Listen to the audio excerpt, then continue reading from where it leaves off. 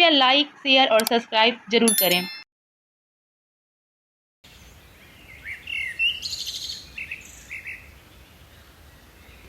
छोटे से गांव में चौधरी परिवार का नाम बड़े ही इज्जत और शान से लिया जाता था। परिवार में सभी लोग अपनी परंपरा और रीति रिवाजों का सख्ती से पालन करते थे। चौधरी परिवार की एक ही बात थी, हम जो खाते हैं वही सही है।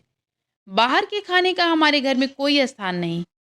लेकिन इन सख्त नियम को चुनौती देने वाली कोई और नहीं बल्कि घर की नई बहू रिया थी। शादी के बाद जब रिया चौधरी परिवार में कदम रखी तो वह शहर की चमचमाती दुनिया से गांव के सादे जीवन में आई थी। शादी के बाद पहला दिन बेहद खुशहाल बीता, लेकिन दूसरे दिन से कहानी में ट्विस्ट आ गया। सुबह के नाश्ते में पराठे और दही देखकर रिया के मन अजीब सा हो गया।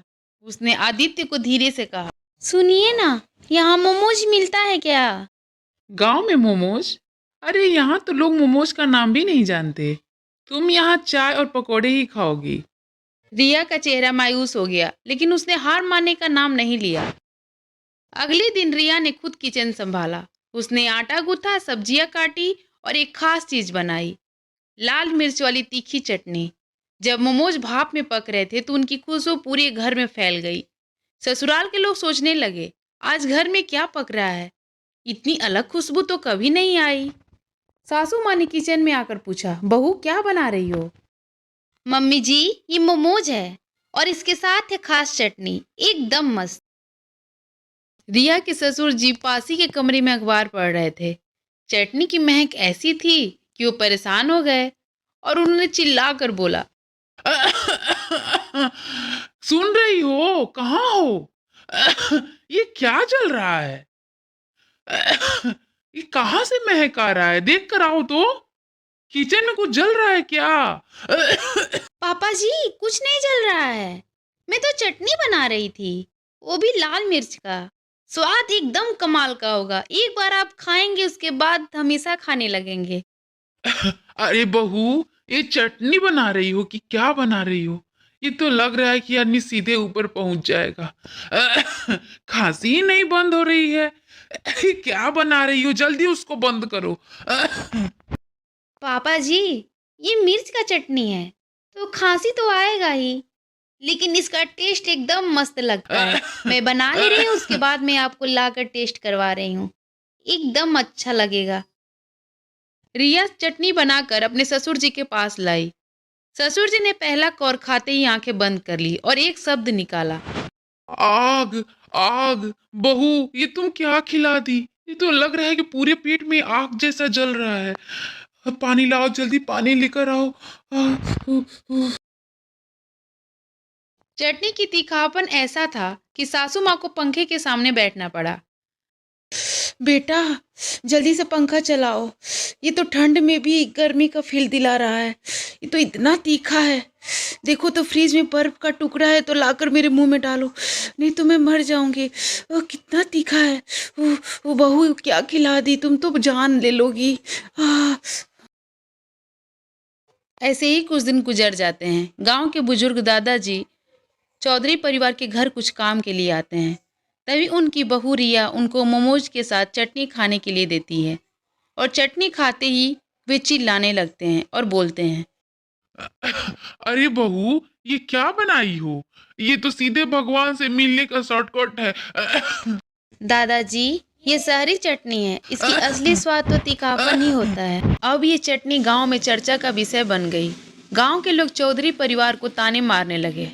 अरे चौधरी साहब, बहू ने घर में आग लगा दी क्या? सुना है आपकी बहू तो चाइनीज बम बनाती है। गांव के बच्चों ने इसे लाल मिर्च बम नाम दे दिया। ससुराल वाले जब भी किसी से मिलते, लोग हंस हंस कर उनका हाल पूछते। चटनी से बचे या अस्पताल जाना पड़ा। एक दिन सास ने तंग आकर आदित्य से कहा, बेटा, ये रिया क्या चटनी के बिना भूखी ही मर जाएगी? कुछ करो, नहीं तो पूरे गांव में हमारी हंसी हो जाएगी। आदित्य ने सोचा कि यह आदत तो अब जानलेवा बनती जा रही है, इसीलिए पूरे घर वालों ने मिलकर एक प्लान बनाया।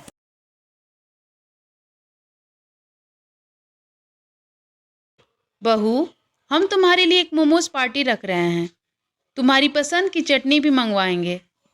क्योंकि तुम्हारी शादी के बाद एक भी घर में पार्टी नहीं हुई, इसलिए हम लोग सोच रहे हैं कि एक घर में पार्टी रख दें, वो भी मोमोज पार्टी। तुमको भी अच्छा लगेगा। रिया खुशी के मारे उछल पड़ी। उसने तुरंत सोशल मीडिया पर पोस्ट डाली, ससुराल वाले मुझे कितना प्यार करते हैं, मेरे लिए मोमोज पार्टी रखी है। ससुराल वालों ने एक गांव के हलवाई को बुलाकर कहा, देखो भाई, ऐसी चटनी बनानी है जो एक बार खाने के बाद कोई दोबारा इसे देखना भी ना चाहे। हलवाई ने पूरे 2 घंटे मेहनत करके ऐसी तीखी चटनी बनाई कि उसके पास खड़े होने पर भी आंखों से पानी निकलने लग रहा था। शाम को पार्टी शुरू हुई। टेबल पर मोमोज और चटनी सजी हुई थी। रिया ये सब देखकर बहुत खुश थी। तभी उसकी सास उससे बोली, बहू, पहले केक काट लो, उसके बाद मोमोज पार्टी होगी। हाँ मम्मी जी, आप सही कह रही हैं। पहले हम लोग दोनों लोग केक काट लेते हैं, उसके बाद मोमोज पार्टी करते हैं, बहुत मजा आएगा।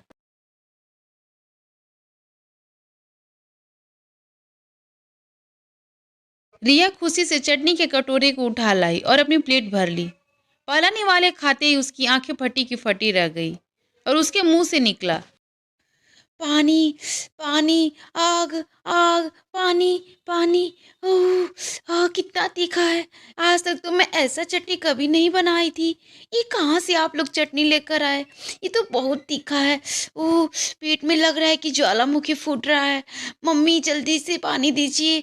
आह, आह, ये बहुत तीखा है। ओह, आज के बाद मैं चटनी नहीं खाऊंगी। हाँ। ससुराल वाले अपने हंसी रोकने की कोशिश कर रहे थे। रिया को समझ आ गया कि ये साजिश थी। उसने गुस्से में कहा, मम्मी जी, मैं तो सिर्फ चटनी खाती हूँ, क्या इसमें भी कोई दिक्कत है? आप लोग मुझे कितना तीखा चटनी खिला दिया। पता नहीं कैसा हलवाई बनाया है। आज तक तो मैं इतना तीखा चटनी कभी नहीं बनाई हूँ। बहू, ये सब तुम्हारे भले के लिए किया। चटनी खाओ, लेकिन इतना भी नहीं कि तुम्हारे शरीर में सिर्फ तीखापन ही बच जाए। रिया ने मान लिया कि उसने थोड़ा ज़्यादा ही कर दिया था।